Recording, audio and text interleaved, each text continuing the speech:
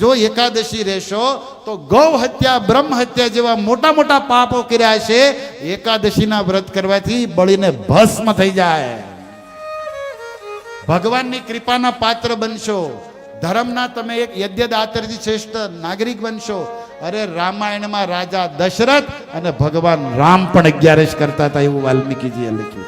ભગવાન થઈને એકથી એક રાજા અંબરીશ જેવા સૂર્યવંશીઓની કથા છે.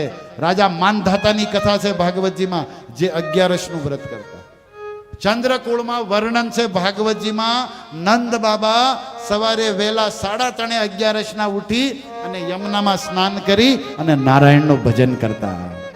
ત્યારે કૃષ્ણ કનૈયો એને ઘરે લાલો થઈને આવ્યો.